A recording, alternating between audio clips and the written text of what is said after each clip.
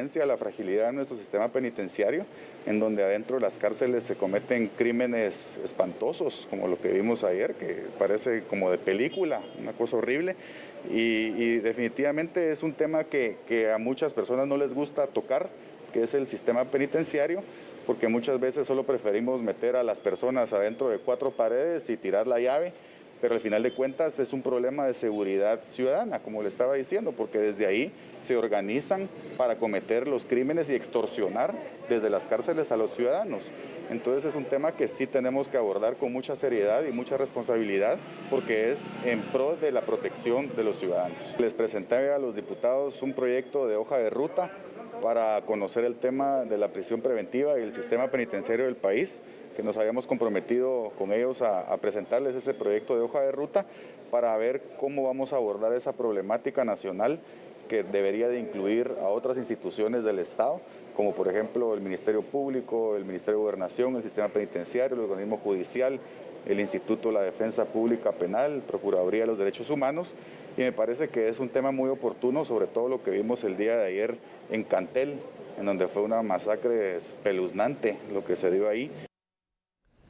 Es evidente, ¿no? La fragilidad del sistema penitenciario, por supuesto, Sandy y televidentes, pero también hay que decirlo aquí, una fragilidad y un colapso, como ya lo hemos dicho en muchas ocasiones, de nuestro sistema de justicia penal, un sistema acusatorio que no está funcionando, porque parece un sistema inquisitivo. ¿Por qué? Porque la presunción de inocencia no existe, realmente es una presunción de culpabilidad, y se abusa definitivamente del auto de prisión preventiva que hace que las cárceles estén extraordinariamente hacinadas. ¿Hasta qué punto, Sandy?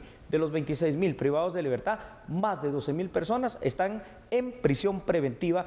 Probablemente se les pudo haber aplicado alguna medida sustitutiva, pero esto parece ser que es todavía una utopía, una no realidad en nuestro país. Exactamente, Julio. Sabemos que la mora judicial está bastante alta, incluso con la pandemia, pues bueno, peor, la situación también se ha ido complicando y hay muchas personas que llevan años esperando al final recibir o una condena o una liberación. Pero mientras entonces están privados de su libertad.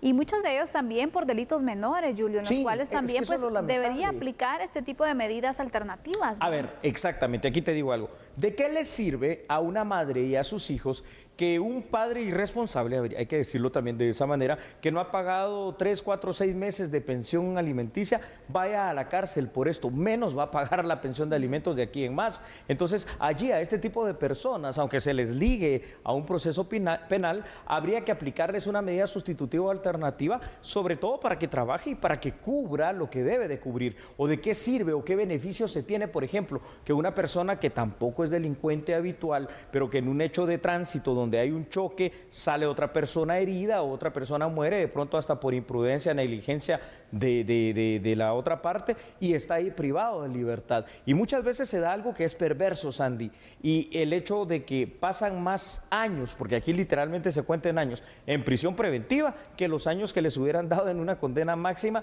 por el supuesto delito que se les está imputando. Y también muchas veces pasa que los casos son tan eternos, que casos tan paradigmáticos, trascendentales y tan famosos en su momento como La Línea, ya van 6 años de prisión preventiva, pero no sabemos a ciencia cierta si hay culpabilidad, si hay inocencia, si hay pruebas, si hay algo. Y aquí así es en todos los casos. Exactamente, Julio. ¿Qué hacer entonces con esta sobrepoblación? Porque hablamos y hablamos del tema y cada vez entonces pasan los meses, se va incrementando aún más, así es, va perdiendo la capacidad y el control, te diría, porque imagínate, qué difícil es, pasa, sí. Y qué difícil es controlar también una cárcel cuando ya no se tiene entonces el espacio para poder tener a las personas que deberías, donde podrías tener ciertos controles, sino que sobrepasa cualquier capacidad ya, ¿no? Toda lógica nos lleva a eso. ¿Cómo voy a controlar yo a 26.000 donde al menos en teoría caben 7.000, que es la realidad del sistema penitenciario guatemalteco? ¿Qué significa eso? Significa lo que usted vio el día de ayer, imágenes atroces, videos que han circulado terribles, uno que me impactó demasiado, no porque me dé asco, miedo o algo, estoy acostumbrado a esas cuestiones por los temas de seguridad, de justicia y los temas forenses, ¿verdad? De hecho, en su oportunidad daba clases de tanatología forense, que es el hecho de la muerte en sí, pero un video, fíjate, en el cual a uno de estas personas que mataron ahí literalmente en Cantel, le sacan el corazón y el corazón en la mano todavía tiene movimiento, una cosa que parece de película, que parece de terror. Ahora, esto no es un hecho aislado, es decir, esto puede seguir pasando. ¿Qué es lo que vamos a esperar? Pero, ¿vamos a esperar o vamos a hacer algo? Porque aquí lo importante es hacer algo para que no vuelva a suceder. Claro, Julio.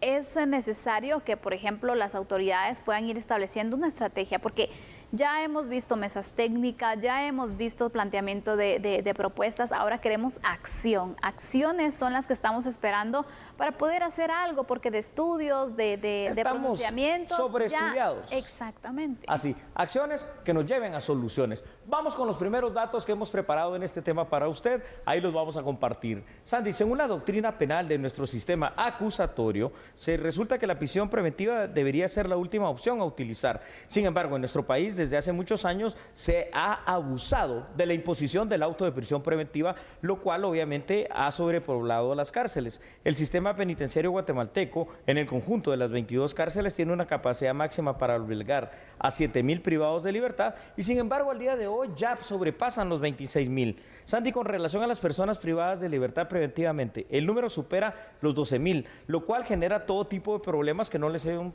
de ninguna manera posible controlar al sistema penitenciario. ¿Te imaginas aquí si aplicáramos, por ejemplo, lo que en el 2016, en diciembre, se aprobó, el control telemático, que parece que también está durmiendo el sueño eterno porque solo se habla en algún momento, pero nunca se activa, nunca se implementa, así como nunca se implementan otro tipo de medidas que permitirían no solucionar el problema, pero al menos sí solucionar el sobrehacinamiento o la sobrepoblación de las cárceles para entonces poder hacer una mejor estructuración y decir, en esta cárcel van las personas de baja seguridad, aquí las de mediana y las de alta para poder controlarlas de mejor manera. Pero al día de hoy no se mira nada de esto y el sistema penitenciario es un descontrol que hoy por hoy se está volviendo una verdadera bomba de tiempo. Una bomba de tiempo, sin duda alguna, Julio.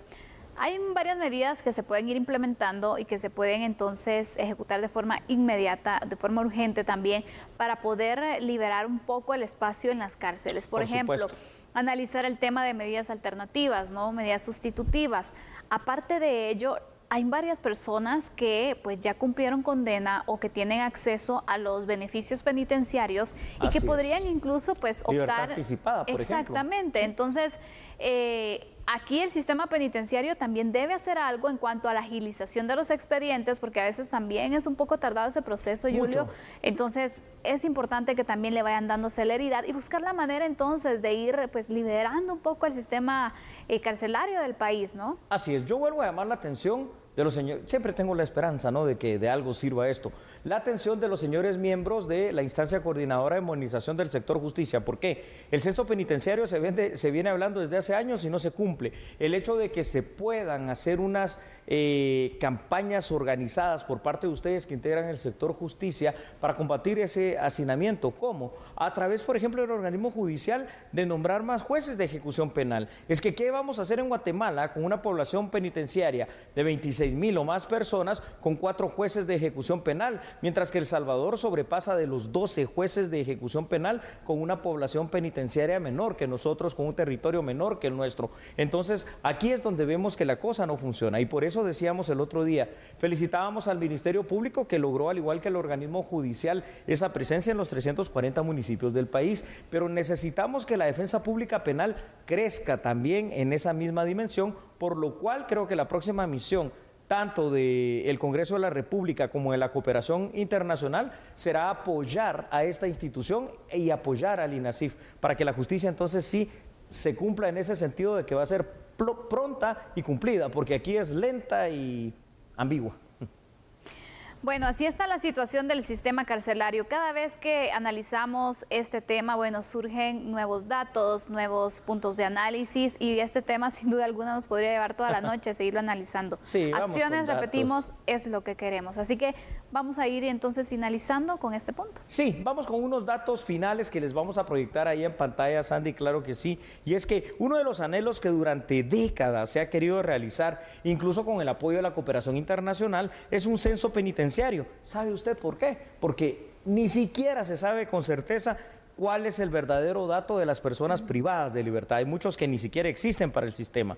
La aplicación de todo tipo de medidas sustitutivas o alternativas, como cuáles, el arresto domiciliar, la caución económica, el control telemático, deben de ser ya una realidad en nuestro país. A su vez, Andy, es importante incidir en la capacitación, sobre todo a los futuros jueces, para que se respete el anhelo primero de la presunción de inocencia y que la prisión preventiva sea lo último a aplicar como medida. La sobrepoblación penitenciaria está a punto de desbordar esa institución y puede provocar lo que vimos ayer, motines sangrientos y no descartemos fugas masivas. Y entonces sí, llegaríamos al colmo de los colmos, al acabose y a derramar completamente con todas las gotas posibles el vaso que ya está sobrepasado desde ya. Totalmente. Difícil la situación que se vive con nuestro sistema carcelario y ojalá que pronto podamos ver un avance en este tema. Ojalá. Vamos a la pausa. Bueno, está bien, entonces vamos a la pausa comercial y cuando regresemos, bueno, van a cerrar 2 centros de detención para migrantes en Estados Unidos. ¿Qué es lo que pasó?